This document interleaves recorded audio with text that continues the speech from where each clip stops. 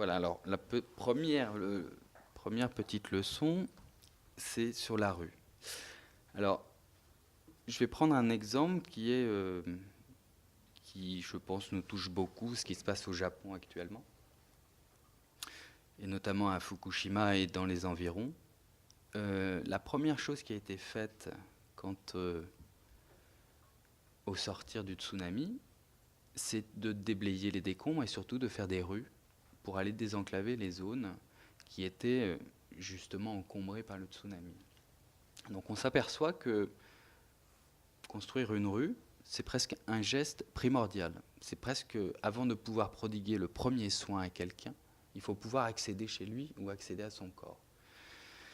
Donc la rue est quelque chose de totalement primitif, de totalement primordial, et c'est vraiment la chose, puisque on habite cette terre, est proprement sans doute la chose qui commence l'étape de la ville.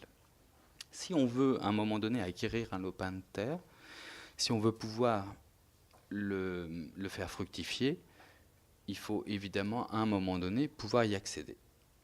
Or, il y a deux possibilités. Soit j'y accède d'une manière privée, c'est chez moi, j'entretiens mon propre chemin. Mais à un moment donné, évidemment, les hommes font le choix pour pouvoir évidemment résister aux intempéries, résister aux invasions, je ne sais pas, enfin en tout cas agrandir leur puissance. Et notamment souvent, ça commence par le partage de l'eau, mais bon, ça c'est la deuxième leçon, donc on n'en parlera pas. Mais en tout cas, si on veut produire une agriculture vivrière à une échelle un peu plus importante que son lopin de terre et dans son jardin, il faut forcément créer une communauté humaine. Et donc la rue va devenir, en fait, pratiquement ce que j'ai appelé la rue signature ou la rue conclave. C'est-à-dire qu'à partir du moment où une communauté d'hommes désire s'installer quelque part, une fois qu'ils ont choisi le site, ils vont choisir à implanter des rues. Et c'est là où il va falloir établir le partage. Ce partage entre qu'est-ce qui appartient à la rue, quel est son usage, quelle est évidemment son utilité, et qu'est-ce que ça définit autour de tout ce qui n'est pas la rue. Donc la rue crée l'espace public en même temps qu'elle crée l'espace privé. Donc c'est parfaitement, purement un espace de partage qui évidemment après servira au transit, donc qui servira à construire une communauté humaine, une communauté sociale. Et c'est pour ça que souvent on dira, dans les journaux, on appelle l'opinion d'un pays, on appelle ça la rue parisienne ou la rue arabe ou la rue israélienne. C'est-à-dire qu'à partir, c'est un lieu où va se créer l'opinion publique. Un autre petit exemple pour justement montrer que la rue peut être un lieu d'opinion publique et un lieu où l'on s'accorde avec son État ou avec les autres. C'est un petit peu l'idée, et on le verra à la fin, à la conclusion, que quand on manifeste dans l'espace public, très souvent on emprunte le même parcours. Alors je m'amusais à rapporter celui de la place de la Bastille à la République, donc évidemment le point initial et le point terminal ont un sens, mais surtout l'idée c'est d'arpenter à chaque fois cette même route. Ça veut dire beaucoup de choses. Ça veut premièrement dire qu'on s'inscrit dans l'histoire, qu'on continue à signer le même accord, le même pacte communal entre les gens, et surtout que la rue existe toujours. On peut imaginer il y a des rues qui disparaissent évidemment, il y a des rues qui sont modifiées, et il y a des partages, on le verra, qui modifient complètement l'espace public, et on peut imaginer qu'il y a certains endroits où on ne peut plus manifester en masse, ou avec le partage de l'espace public, la fragmentation fait que, donc, quand un parcours est tout le temps le même, il a cette symbolique primitive de dire on continue à garder cet accès.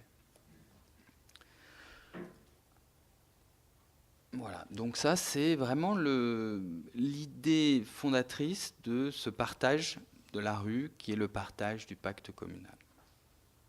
C'est-à-dire que presque la rue, avant d'exister, elle est vraiment le signe de certaines personnes qui s'accordent pour développer une pratique urbaine.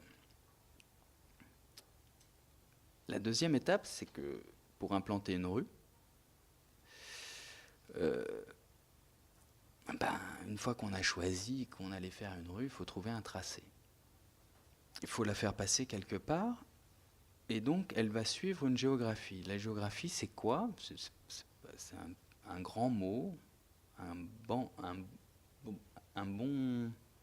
et noble mot, pardon, qui est simplement là pour dire que si à un moment donné les hommes se réunissent pour exploiter un fond, l'idée c'est que le fond soit cohérent. On sait que si sur mon lopin de terre j'ai un bout de rivière, un peu de forêt, une petite prairie et un petit verger, en tant que personne individuelle, en tant que privé dans ma maison individuelle, c'est sans doute quelque chose d'agrément, de très intéressant. Si je veux faire de l'agriculture extensive, ou alors si je veux faire un lotissement, ou si au contraire je veux faire une place, ou une rue, justement, il va me falloir un fond cohérent, homogène. Or, en géographie, il y a des lignes, avant même qu'il y ait des rues, il y a des lignes qui sont signifiantes. Une ligne de crête. Une ligne de crête sépare tout simplement deux versants. Alors, ça peut être un versant nord, un versant sud, comme ça peut être un versant, un partage des eaux. Une eau qui tombe sur le même point, une eau qui va vers la Méditerranée, ou sur le même point, l'eau qui va vers l'Atlantique. Donc la rue va être ce moment particulier, puisque si on sait lire un tout petit peu la géographie et ses points de partage qui vont définir des grands bassins homogènes, eh bien la rue, telle qu'on va l'utiliser, va emprunter ces grandes lignes de force du paysage. Donc la première idée, très simple, quand on se promène en ville, c'est de se poser la question, qu'est-ce qu'il y a à gauche, qu'est-ce qu'il y a à droite? Tout simplement. La rue nous permet de nous latéraliser. C'est très simple. Les Champs-Élysées, on peut imaginer que ça sépare le Parisis d'un côté, de l'Urpois de l'autre, ou du plateau de la Beauce, si on a un cadrage évidemment plus supérieur. On peut imaginer que les Champs-Élysées, ce n'est tout simplement que la Nationale 13. On peut imaginer que ce soit tout simplement que l'inclinaison de ce pendage justement géographique qui traverse toute l'Île-de-France et dont toutes les lignes de force sont parallèles aux Champs-Élysées. Donc on peut lire les Champs-Élysées de plusieurs manières possibles, mais en tout cas on peut toujours se poser la question, dans les rues évidemment structurantes, qu'est-ce qui se passe à gauche? Qu'est-ce qui se passe à droite? Donc dans un deuxième temps, la rue est orientée. Il y a une rue qui peut avoir un couchant et un levant. Les Champs-Élysées, c'est à peu près ça. D'où on pourrait... il y avait eu cette publicité fameuse où on voyait se coucher un coucher de soleil dans l'arche de l'Arc de Triomphe. J'ai toujours essayé de le faire, j'y suis pas encore arrivé. Voilà. Mais bon, il y a des endroits comme ça, très particuliers, où on arrive simplement avec la rue à définir où est le nord, où est le sud, et à avoir des moments très particuliers, très phénoménaux, justement. Coucher de soleil, c'est très particulier, ça dure que 8 minutes. C'est le moment où généralement la lumière bascule. Elle venait du haut vers le bas, et tout d'un coup, elle vient du bas vers le haut. C'est un moment où tout s'inverse, très très particulier. Et effectivement, certains panoramas peuvent le mettre en valeur, et certaines, comme les Champs-Élysées, ont tout à fait intérêt à s'aligner par rapport au soleil, parce qu'il y a 8 minutes extraordinaires. Voilà.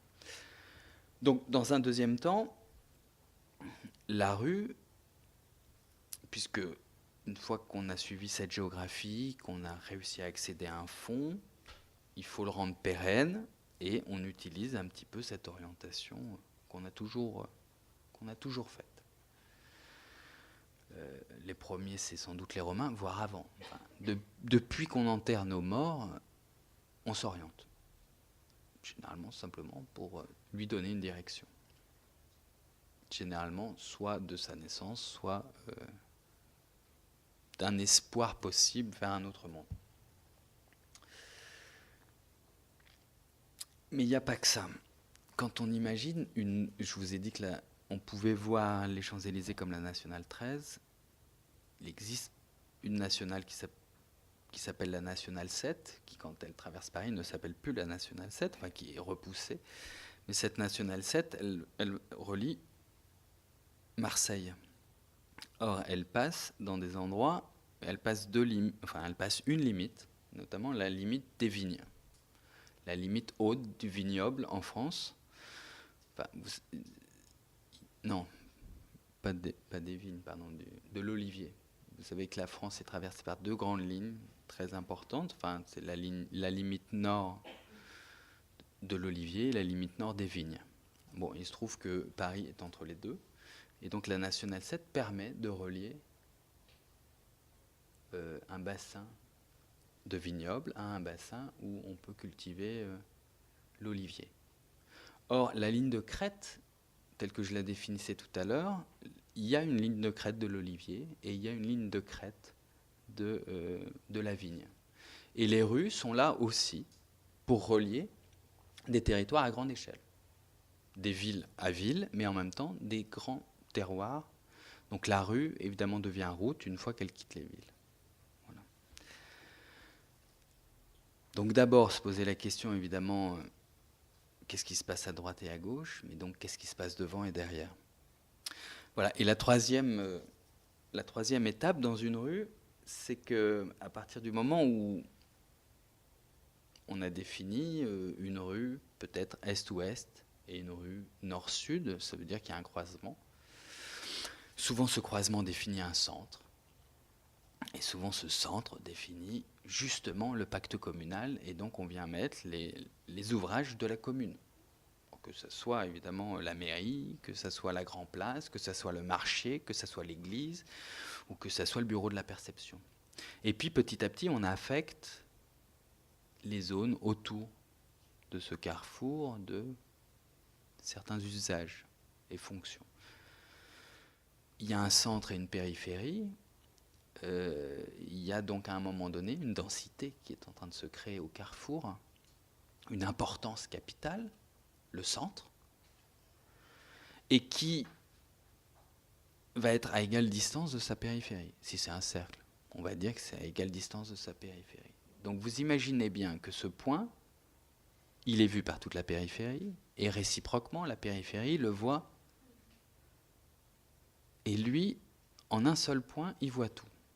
C'est ce qu'on appelle le panoptique.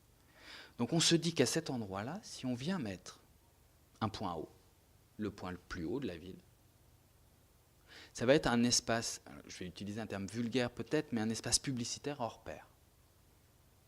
Le clocher du village, qui sonnait l'Angélus et qui permettait de donner l'heure aux paysans de dire « il faut rentrer, il est 7 heures ».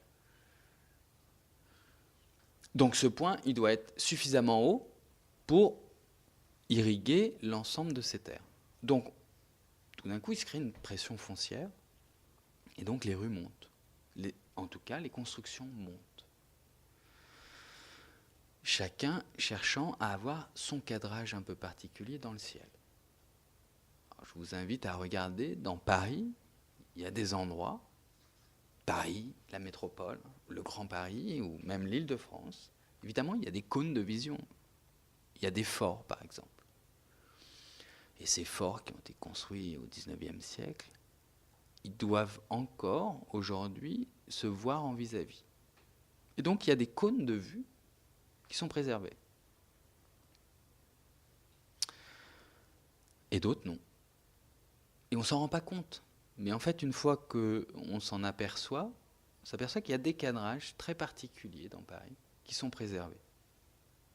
Mais qui ne sont pas forcément préservés pour être mis en valeur, mais simplement pour un point de vue pratique.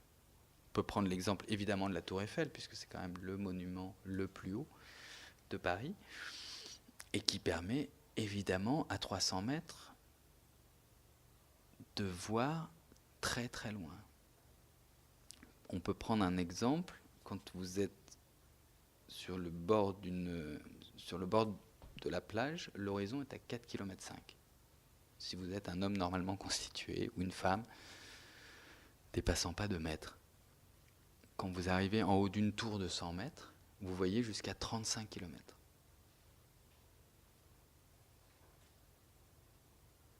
Donc en fait, évidemment que ce n'est pas une progression arithmétique, ce n'est pas suffisamment simple. Donc plus on monte, plus on voit loin. Et donc plus l'espace, on va dire, entre guillemets, publicitaire, ou en tout cas l'espace public, dominé par un bâtiment et qui dit « vous êtes sous ma juridiction, je vous protège et en même temps je vous administre », a besoin d'être haut et d'être vu. Et donc il a besoin aussi d'administrer les bâtiments autour pour conserver des vues. Alors il faut imaginer au XIVe siècle, arrivant auprès de Paris, quand on arrivait plateau de Gravelle à Vincennes, ou sur le coteau de Chenevière, Paris c'était une aiguille, c'était Notre-Dame. Je vous mets au défi d'aller voir ce qui reste de cette vue du XIVe siècle.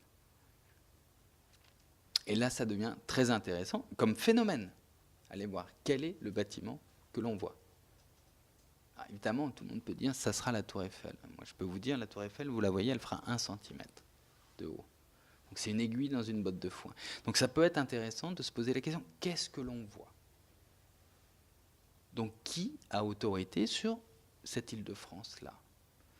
Et ça donne un peu l'image du débat après technique qu'il pourra y avoir autour de la métropolisation de Paris. Donc, troisième point dans une rue, se poser la question du bas et du haut. Et en même temps, évidemment, des espaces diagonales, des cadrages, mais du bas et du haut. Qui permettent de savoir où est-ce qu'on se situe par rapport au centre, ou par rapport, c'est pas forcément un centre physique, ça peut être un centre à un moment donné, arbitraire. Il peut y avoir une poussière foncière à un moment donné, très particulier, qui n'est pas forcément le centre d'une ville, mais qui peut être un centre régional. Donc, la rue s'inscrit dans une géographie, donc toujours se poser la question qu'est-ce qu'il y a à droite, qu'est-ce qu'il y a à gauche. La rue est issue d'une histoire, donc qu'est-ce qu'il y a devant, qu'est-ce qu'il y a derrière. Et la rue est issue d'une politique foncière, une politique publique, de gestion de la vision publique, et donc il y a un bas et un haut. Donc, quand j'ai fait ça, je vous ai défini ce qu'on faisait à l'école en physique. C'est bon. Le repère cartésien. Vous vous souvenez, les abscisses, les ordonnées. Et ce repère-là nous permettait, je pense que on a tous abandonné, mais nous permettait de définir la trajectoire d'un mobile. Or, une rue, là je vous ai décrit la rue dans son aspect le plus statique possible. Or, la rue est destinée à être évidemment parcourue. Et donc, dans ce parcours-là, le repère devient mobile. Or, le repère, on peut imaginer que le premier repère, c'est quand même nous-mêmes. C'est quand même le corps humain qui est lui-même latéralisé, enfin on l'espère. On peut être dyslexique, confondre la droite et la gauche. Enfin, non, mais ça pose problème. Physiquement, ça pose problème à beaucoup de gens. Donc, on peut imaginer que nous, en étant debout, en ayant un devant, un derrière, une gauche et une droite, un haut et un bas, quand on se déplace dans une rue, la rue se met en mouvement. Exactement ce qu'on fait en voiture. En voiture, rien ne bouge. Le fauteuil d'à côté ne bouge pas. Or, c'est bien l'environnement qui bouge. Donc, c'est pareil avec le corps. Donc la rue se met en mouvement. Et elle commence à serpenter. Et donc, j'ai refait la même chose qu'avec la rue. Cette rue devenait un canal, une sorte de véhicule qui permettait d'accueillir le flux des hommes. Voilà. Et donc, quand même, on a vu qu'il y avait ce repère, que ce repère se mettait en mouvement, qui créait un système d'échelle. C'est-à-dire que si je marche en même temps que mon repère, j'ai l'impression d'être à la même échelle que lui. Si je roule en scooter, j'aurai une échelle de Paris qui ne sera pas la même que si je parcours Paris avec une BMW à fond. Je vais faire rétrécir Paris à chaque fois. Donc l'échelle, en plus, non seulement il y a une échelle de la construction, à des échelles différentes, mais en plus la manière dont moi je vais appréhender la ville et ses échelles, c'est pour ça qu'on appelle la relativité des échelles. Il y a une relativité dans le bâti et il y a une relativité dans nos perceptions. Quand on est habitant,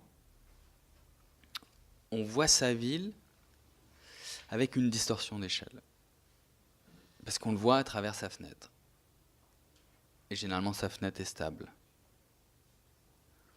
Quand on est expert, on voit la ville à une autre échelle.